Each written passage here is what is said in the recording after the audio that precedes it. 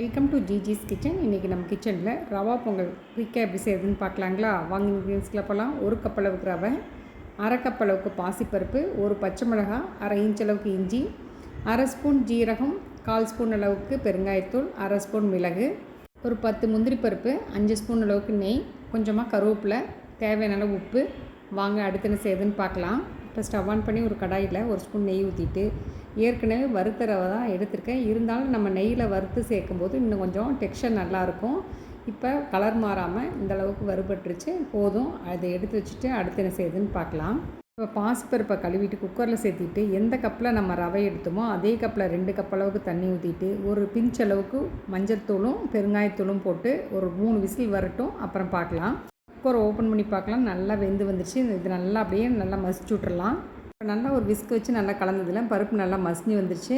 இதோட 2 கப் அளவுக்கு தண்ணி சேர்த்திக்கிங்க. மொத்தம் 4 கப்பு தண்ணி சேர்த்திக்கணும். அப்போ தான் நல்லா குலைவாகவும் வரும், நல்லா சாஃப்டாகவும் இருக்கும். இப்போ ரவையை சேர்த்திட்டு நல்லா ஒரு கிளறிட்டு ஒரு நிமிஷம் அப்படியே இருக்கட்டும். உப்போட ஒரு ஸ்பூன் நெய் சேர்த்திட்டு நல்லா ஒரு கிளறிட்டு ஒரு நிமிஷம் அப்படியே மூடி வைப்போம்.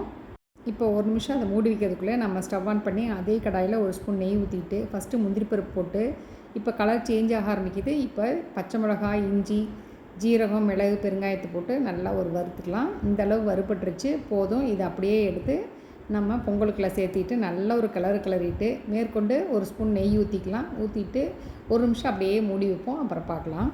குயிக் அண்ட் ஈஸியாக இந்த ரவை பொங்கலை நீங்களும் வீட்டில் செஞ்சு பாருங்கள். நான் இன்றைக்கி சட்னியோடு பரிமாறியிருக்கேன். செஞ்சு பார்த்துட்டு எப்படி இருக்குன்னு கமெண்ட் பண்ணுங்கள், லைக் பண்ணுங்கள், ஷேர் பண்ணுங்கள், மறக்காமல் சப்ஸ்கிரைப் பண்ணுங்கள். அடுத்த வீடியோவில் சந்திப்போம். பாய்.